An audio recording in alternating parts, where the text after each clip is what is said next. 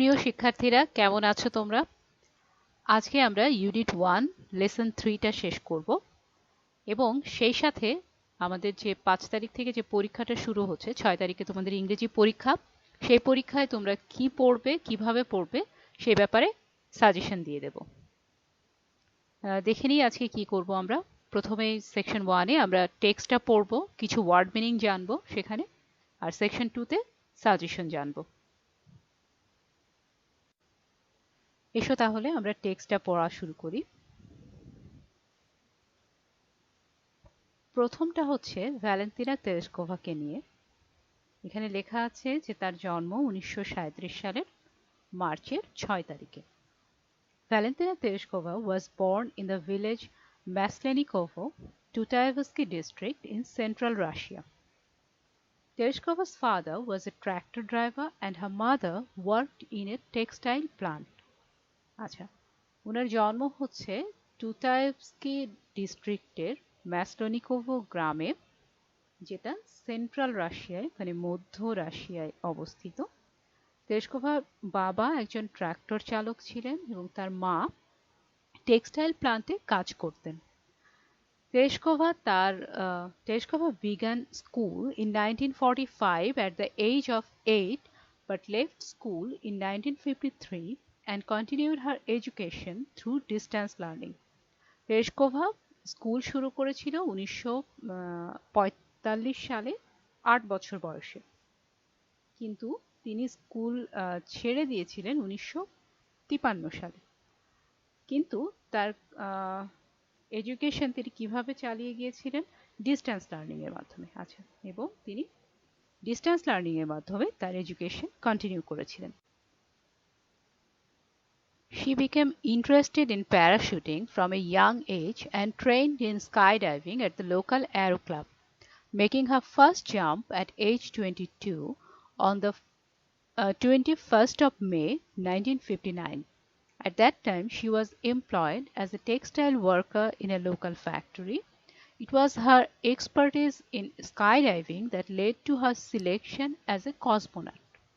আচ্ছা, এটুকু মানে হচ্ছে যে উনি প্যারাশুটিং এ ইন্টারেস্টেড ছিলেন ছোটবেলা থেকেই, ইয়াং এজ থেকেই, এবং স্কাই ডাইভিং এ লোকাল স্থানীয় যে অ্যারো ক্লাব আছে সেখান থেকে উনি স্কাই ডাইভিং এ প্রশিক্ষণ নিয়েছিলেন।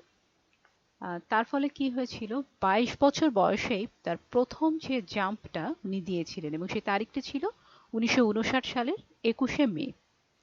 সেই সময় উনি স্থানীয় একটা কারখানাতে টেক্সটাইল ওয়ার্কার হিসেবে, টেক্সটাইল শ্রমিক হিসেবে কর্মরত ছিলেন। তার মানে তিনি ছিলেন কিন্তু একজন শ্রমজীবী মানুষ।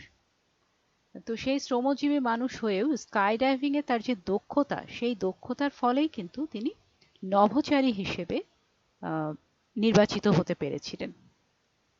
After the flight of Yuri Gagarin, the first human being to travel to outer space in 1961, the Soviet Union decided to send a woman in space. Yuri Gagarin, যিনি ছিলেন কি মহাকাশে যাওয়া 1961 সালে প্রথম মহাকাশে যাওয়া কোনো মানুষ, মানে পৃথিবীর প্রথম মানুষ ছিলেন ইউরি গ্যাগারিন, যিনি মহাকাশে গিয়েছিলেন। তার আগে অন্য কোনো মানুষ মহাকাশে যাননি। তো 1961 সালে ইউরি গ্যাগারিনকে পাঠানোর পরে সোভিয়েত ইউনিয়ন ডিসাইড করলো যে এবার তারা একজন নারীকে পাঠাবে। On the 16th February of 1962, Proletaria Valentina Tereshkova was selected for this project from among more than 400 applicants.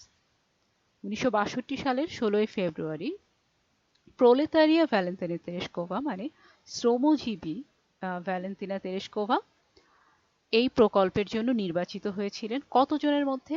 প্রায় 400 অ্যাপ্লিক্যান্ট, 400-এরও বেশি আবেদনকারীর মধ্যে তাকে বেছে নেওয়া হয়েছিল।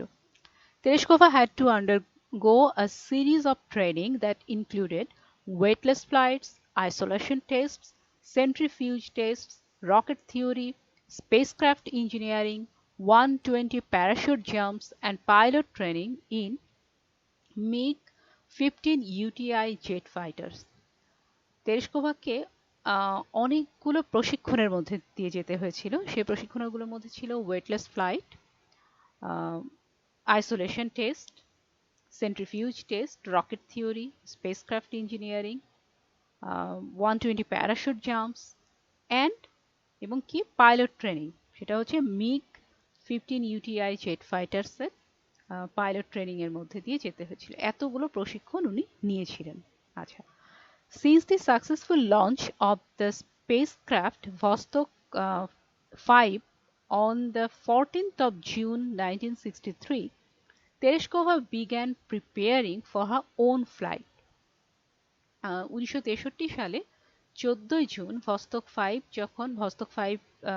মহাকাশ যানটা যখন সাকসেসফুলি লঞ্চ করা গেল, তখন তেরেশকোভা তার নিজের ফ্লাইটের জন্য প্রস্তুত হতে শুরু করলেন।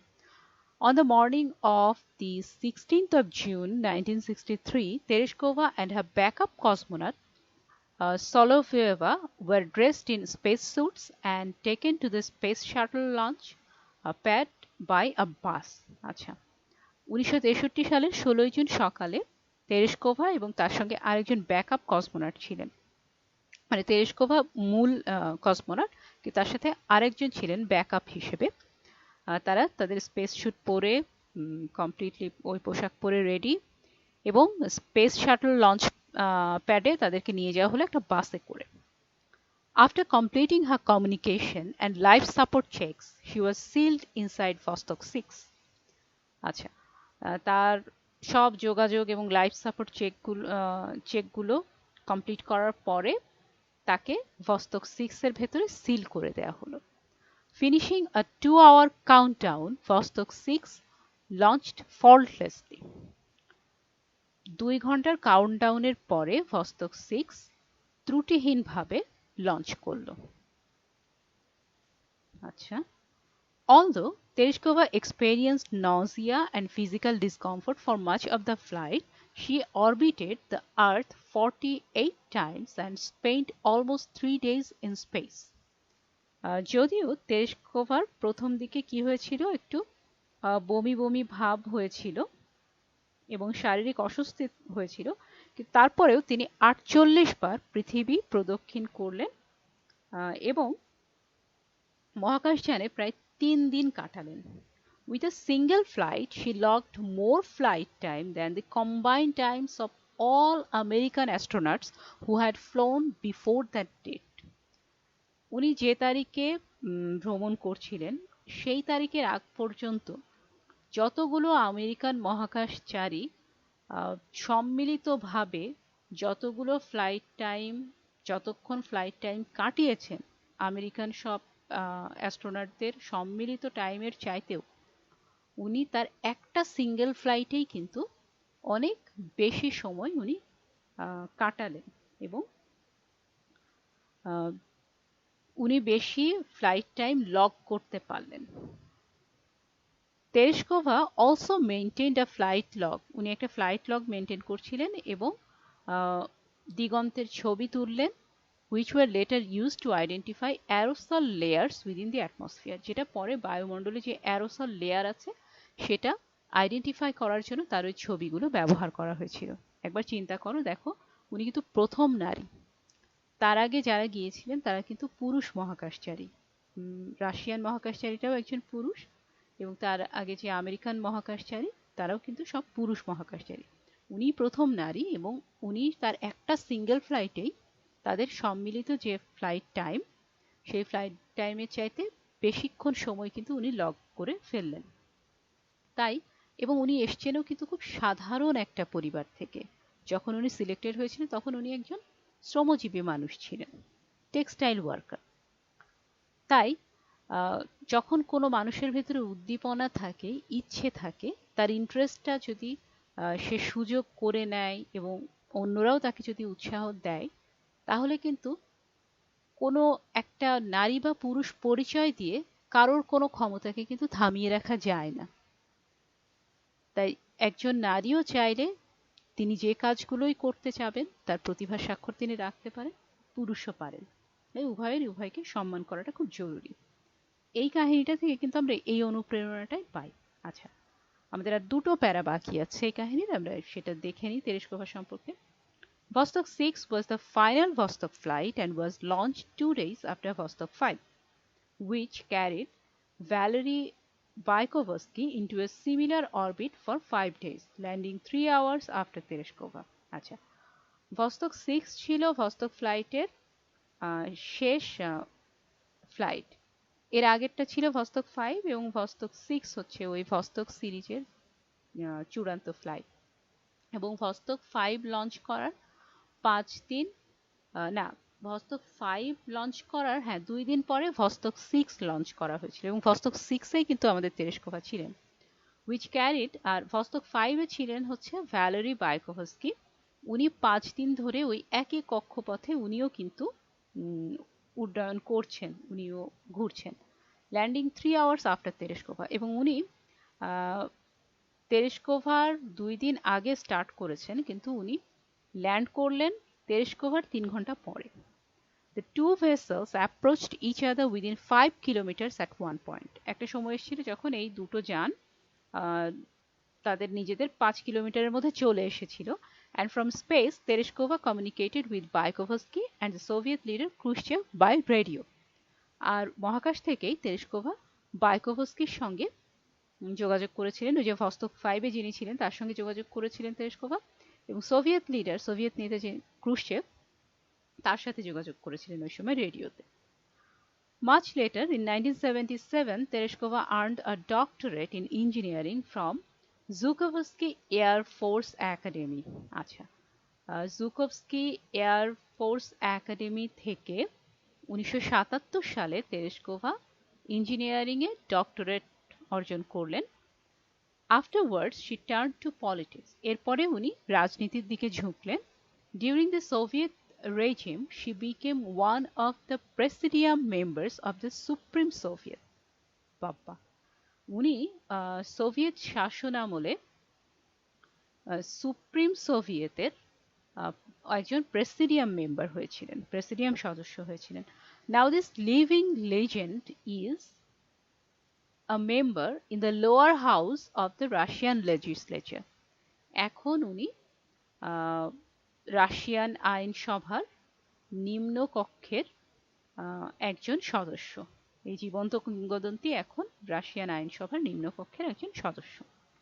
On her 70th birthday, when she was invited by the Russian Prime Minister Vladimir Putin, she expressed her desire to fly to Mars, even if for a one-way trip.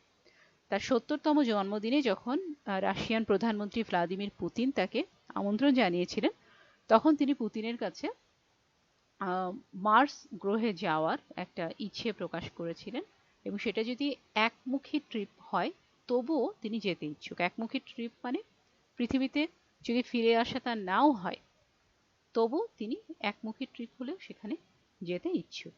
আচ্ছা, আমরা তেরেশকোভার সম্পর্কে টেক্সটটা পড়ে নিলাম। এখানে দেখো যে ওয়ার্ডগুলো তোমাদের হয়তো অজানা থাকতে পারে, সেই ওয়ার্ডগুলো আমি মিনিং সহ লিখেছি, এবং যেগুলোর সিনোনিম আছে সিনোনিম তো লিখেইছি, অ্যান্টোনিম থাকলে সেই ওয়ার্ডগুলোর অ্যান্টোনিমও লিখেছি। তোমরা এক একটা ওয়ার্ডের কাছে এসে সেটাতে পজ করবে, পজ করে সেটা লিখে নেবে। অ্যারোসল, তারপরে লেয়ার, রেজিম, লেজেন্ড, এগুলো ছিল মোটামুটি তেরেশকোভা থেকে আমাদের যে ওয়ার্ডগুলো শেখা দরকার সেগুলো। এবার আমরা কল্পনা চাওলা সম্পর্কে জানব। আচ্ছা, এবারে আমরা কল্পনা চাওলা সম্পর্কে জানব। তার জন্মসাল দেয়া আছে 17 মার্চ 1962, মৃত্যু দিন হচ্ছে ফেব্রুয়ারি 1 তারিখ 2003 সাল। তার সম্পর্কে যে তথ্য আছে সেগুলো হচ্ছে: Chawla was born in Karnal, India. She completed her earlier schooling at Tagore Bal Niketan Senior Secondary School, Karnal. তার জন্ম ইন্ডিয়ার কার্নালে, এবং তার প্রথম জীবনের স্কুলিং হয়েছিল টেগোর বাল নিকেতন সিনিয়র সেকেন্ডারি স্কুলে, যেটা কার্নালে। She is the first Indian-born woman and the second person in space from the subcontinent. উনি ভারতীয় বংশোদ্ভূত প্রথম নারী এবং উপমহাদেশের দ্বিতীয় মানুষ যিনি মহাকাশে গিয়েছিলেন। After graduating in aeronautical engineering from Punjab Engineering College, India in 1982, Chawla moved to the United States the same year.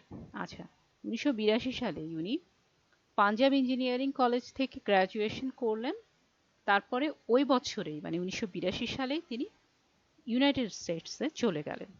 She obtained her master's degree in aerospace engineering from the University of Texas in 1984.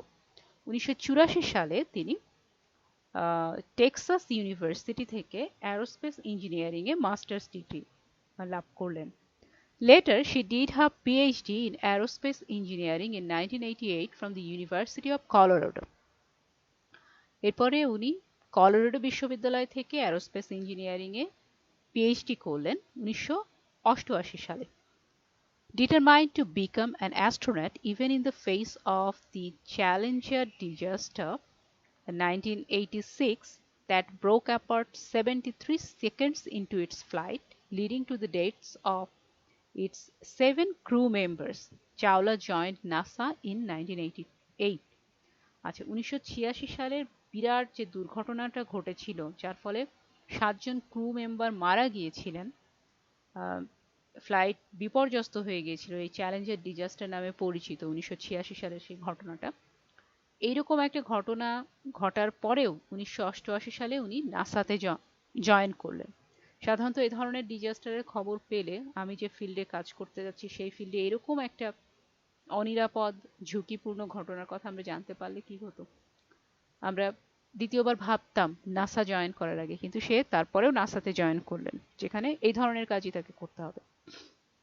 She began working as a vice president where she did computational fluid dynamics research on vertical takeoff and landing.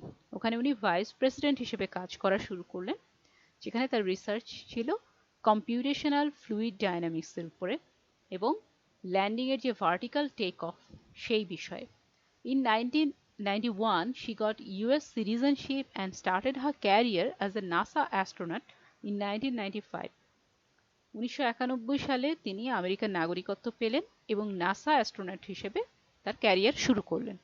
She was selected for her first flight in 1996. 1996 সালে তিনি তার প্রথম ফ্লাইটের জন্য নির্বাচিত হলেন। She spoke the following words while traveling in the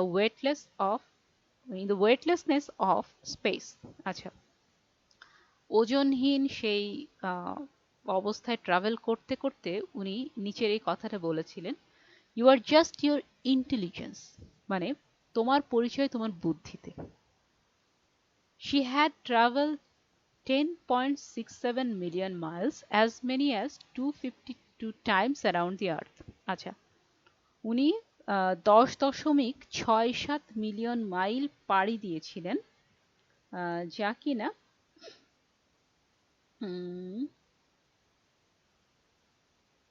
পৃথিবীর চারপাশে 252 বার ঘোরার সমান। আচ্ছা, Her first space mission began on the 19th of November 1997 with 6 other astronauts on the Space Shuttle Columbia. আচ্ছা, স্পেস শাটল কলম্বিয়াতে 1997 সালের 19শে নভেম্বর তার প্রথম স্পেস মিশন শুরু হয় আরও 6 জন মহাকাশচারীর সাথে, তার সাথে আরও 6 জন মহাকাশচারী ছিলেন। On her first mission that lasted for 15 days, 16 hours, 34 minutes and 4 seconds, she traveled 6.5 million miles. তার প্রথম মিশন, সেই মিশনটার স্থায়িত্বকাল ছিল 15 দিন 16 ঘন্টা 34 মিনিট এবং 4 সেকেন্ড, এবং তিনি 6.5 মিলিয়ন মাইল ট্রাভেল করেছিলেন। She was responsible for deploying the Spartan satellite, which, however, malfunctioned. তার দায়িত্ব ছিল ত্রুটিপূর্ণ স্পার্টান স্যাটেলাইট স্থাপন করা, যা উদ্ধার করার জন্য তার 2 সহকর্মী মহাকাশচারী উইনস্টন স্কট এবং টাকোদয় তারা মহাকাশে পদচারণা করেছিলেন। আচ্ছা, in 2000 she was selected for her second space mission STS-107। তার দ্বিতীয় যে স্পেস মিশন যেটা ছিল STS-107 সেটা হয়েছিল 2000 সালে। This mission was repeatedly delayed due to scheduling conflicts and technical problems। আচ্ছা, যান্ত্রিক ত্রুটি এবং সময়সূচির কনফ্লিক্টের কারণে এই মিশনটা বারবার দেরি হচ্ছিল। 16 জানুয়ারি 2003 on the 16th of January 2003 Kalpana Chawla finally started her new mission with 6 other space crew on the ill-fated space shuttle Columbia। 16 জানুয়ারি 2003 তারিখে কল্পনা চাওলা ফাইনালি তার নতুন মিশন শুরু করলেন। তার সাথে আরো 6 জন স্পেস ক্রু ছিলেন, মানে আরো 6 জন সদস্য ছিলেন মহাকাশে। এবং এই অশুভ স্পেস শাটল কলম্বিয়ার এই জার্নিটা তার শুরু হলো। অশুভ বলা হচ্ছে কারণ এটাই ছিল তার শেষ জার্নি, যার ফলাফলে মৃত্যু এসেছিল তার জীবনে। She was one of the mission specialists। উনি মিশন স্পেশালিস্টদের মধ্যে উনি একজন ছিলেন। Chawla's responsibilities included the microgravity experiments, for which the crew conducted nearly 80 experiments studying Earth and space science, advanced technology development, and astronaut health and safety। চাওলার রেসপন্সিবিলিটির মধ্যে কি কি ছিল? মাইক্রোগ্রাভিটি experiment ছিল, এবং সেটার জন্য পুরো ক্রু, মানে তারা যতজন ওখানে ছিলেন সেই ক্রুরা কি করেছিল যে 80টা এক্সপেরিমেন্ট করেছিল আর্থ এবং স্পেস সায়েন্সের উপরে, এবং অ্যাডভান্স টেকনোলজি ডেভেলপমেন্ট এবং অ্যাস্ট্রোনট হেলথ অ্যান্ড সেফটি, এগুলো সব তারা শেষ করেছিলেন। After a 16-day scientific mission in স্পেসে 16 দিনের সায়েন্টিফিক মিশনের পরে 2003 সালের ফেব্রুয়ারির 1 তারিখে কলম্বিয়া ডিসইন্টিগ্রেটেড ওভার টেক্সাস। টেক্সাসের উপরে, টেক্সাস একটা রাজ্য আমেরিকার, টেক্সাসের উপরে কলম্বিয়া ভেঙে পড়লো। কলম্বিয়া হচ্ছে ওই মহাকাশযানটার নাম। সেটা ছিন্ন বিচ্ছিন্ন হয়ে ভেঙে পড়লো। কখন? যখন এটা পৃথিবীর বায়ুমণ্ডলে পুনঃপ্রবেশ করতে যাচ্ছিল, during its re-entry into the Earth's atmosphere। All the crew in Colombia, including Chawla, died only 60 minutes prior to their scheduled landing। কলম্বিয়াতে যতজন ক্রু ছিলেন চাওলা সহ, তারা প্রত্যেকেই তাদের ল্যান্ডিং এর মাত্র 16 মিনিট আগে মারা গেলেন। মানে আর 16 মিনিট পরে যদি ঢুকে পড়তে পারতো জিনিসটা, তাহলেই কিন্তু তাদের ল্যান্ডিংটা কমপ্লিট হয়ে যেত। Investigation shows that this fatal accident happened due to a damage in one of the Columbia's wings caused by a piece of insulating foam from the external fuel tank peeling off during the launch। আচ্ছা, ইনভেস্টিগেশনের মাধ্যমে তদন্ত করে দেখা গেছে যে এই ভয়াবহ দুর্ঘটনাটা ঘটেছিল কলম্বিয়ার, মানে ওই মহাকাশযানের যে পাখা ছিল সে পাখাতে একটা ড্যামেজ হয়েছিল। সেই ড্যামেজটা কিভাবে হয়েছিল? ফুয়েল ট্যাঙ্ক থেকে একটা অন্তরক ফোমের মাধ্যমে, এক টুকরো অন্তরক ফোমের মাধ্যমে ওই উইংসে ক্ষতটা তৈরি হয়েছিল, এবং সেটা যখন লঞ্চ করেছিলেন তারা, সেই লঞ্চ করার সময়, ওড়ার সময় ফুয়েল ট্যাঙ্ক পিলিং অফের মাধ্যমে এই অন্তরক ফোমটার পাখাতে একটা ক্ষতর সৃষ্টি করেছিল, যার ফলে এই ড্যামেজটা হয়েছিল। During the intense heat of reentry, যখন পুনঃপ্রবেশ করছিলেন তারা, তখন যে প্রচণ্ড তীব্র তাপ সৃষ্টি হয়েছিল এবং হট গ্যাস যেটা তৈরি হয়েছিল সেটা পাখার ভিতরটাকে ক্ষতিগ্রস্ত করেছিল। Hot gases penetrated the interior of the wing. হ্যাঁ, গরম গ্যাস উইং এর ভেতরে ঢুকেছিল। এর ফলে কি হয়েছিল? Destroying the support structure and causing the rest of the shuttle to break down. এর ফলে যে সাপোর্ট স্ট্রাকচারটা সেটা নষ্ট হয়ে গিয়েছিল এবং শাটলটা ভেঙে পড়েছিল। এটা ছিল কল্পনা চাওলার ঘটনা। সেই 2003 সালে এই দুর্ঘটনাটা ঘটে এবং সারা পৃথিবীতে এটা বিশাল আলোড়ন তুলেছিল, কারণ উনি অনেক বড় একটা মিশন নিয়ে গিয়েছিলেন। এর আগে সাকসেসফুল বেশ কিছু মিশন, অনেক বড় বড় কাজ উনি করেছেন, কিন্তু যেটাই হোক এটা সফল হয়নি। কিন্তু সারা পৃথিবীর মানুষ এতে কষ্ট পেয়েছিল এবং ওটা যদি সফল হতো তাহলে অনেক বড় বড় কাজে লাগতে পারতো তাদের সেই ফাইন্ডিংসগুলো। মানুষ তাকে মনে রেখেছে বলে তিনি আজকে টেক্সট বুকে ঠাঁই পেয়েছেন। তাই অনেক বেশি বছর, 80-90 বছর বেঁচেও একটা মানুষ যা করতে পারে না, উনি কিন্তু মাত্র কিছুদিন বেঁচেও অনেক বড় কাজ করেছেন এবং ইতিহাসের পাতায় ঠাঁই নিয়ে গেছেন। এবং তার কথাটা সত্যি যে তোমার বুদ্ধিতেই তোমার পরিচয়। তার বুদ্ধি, তার যোগ্যতার কারণে আজকে আমরা তার সম্পর্কে পড়ছি। আচ্ছা, এখানে আমি কিছু ওয়ার্ড মিনিং যথারীতি লিখে দিয়েছি। ডিপ্লয়, ডিপ্লয় প্রয়োগ করা, সিনোনিম অ্যান্টোনিম লেখা আছে। রিট্রিভ, একইভাবে এরকম অনেকগুলো ওয়ার্ড লেখা আছে, তোমরা পজ করে করে দেখে নেবে। ডিসইন্টিগ্রেট, ভার্টিক্যাল। আচ্ছা, এবারে আমরা সাজেশন অংশে চলে আসছি। তোমাদের তো আচ্ছা, আমরা একটু দেখে নিই কি কি পড়তে হবে। ইংলিশ ফর টুডে বইটার ইউনিট 1 এবং ইউনিট 2 পড়বে।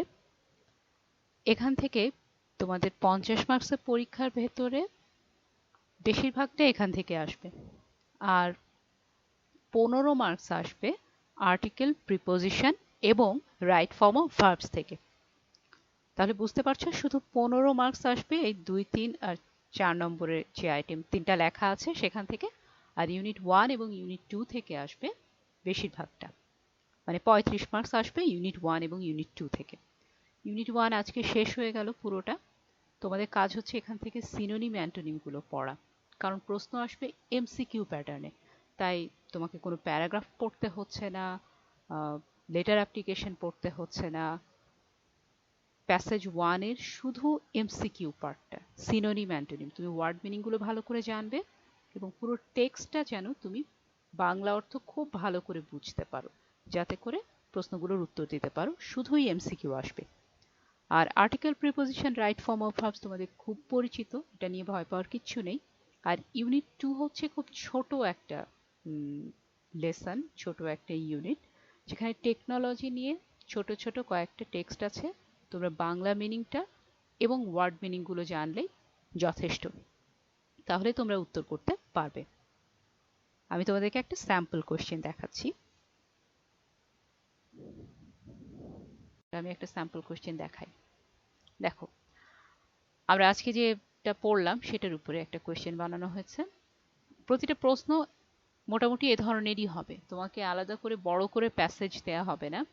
একটা কোশ্চেন ধরো, এটা একটা 1 নাম্বার কোশ্চেন, তো সেই 1 নাম্বার কোশ্চেনটা শুরুই হচ্ছে এভাবে, হার ফার্স্ট, আমি এখানে লিখেই দিই তাহলে। এটা হচ্ছে 1 নাম্বার কোশ্চেন। তো এই 1 নাম্বার কোশ্চেনে কি বলছে যে her first space mission began on the 19th of November 1997. Here the closest meaning of the underlined word is. আচ্ছা, দেখো মিশন ওয়ার্ডটাকে আন্ডারলাইন করা হয়েছে, হ্যাঁ। এবং এই যখন বলছে যে আন্ডারলাইন ওয়ার্ডটার মানে কি, তার মানে তুমি এখানে দেখো হার থেকে শুরু করে 1997 পর্যন্ত কোন ওয়ার্ডটা নিচে আন্ডারলাইন আছে, কোন ওয়ার্ডটা নিচে লাইন আছে, মিশনের নিচে। তার মানে মিশনের মানে কি, তার মানে মিশনের সিনোনিম দেওয়া আছে এখানে একটা, বাকিগুলো সিনোনিম না, এর মধ্যে একটা শুধু মিশনের সিনোনিম। ঠিক আছে, তাহলে তোমাকে সেই ওয়ার্ডটা খুঁজে বের করতে হবে এবং সেটাকে রাইট আনসার হিসেবে লিখতে হবে। তুমি ওই নম্বরটা লিখবে, লিখে উত্তর দেবে।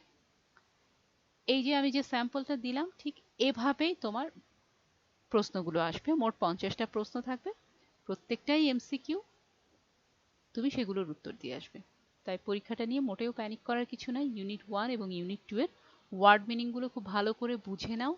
পুরো টেক্সটটাতে কি বলছে যেন মিনিংটা তোমার খুব ভালো করে জানা থাকে।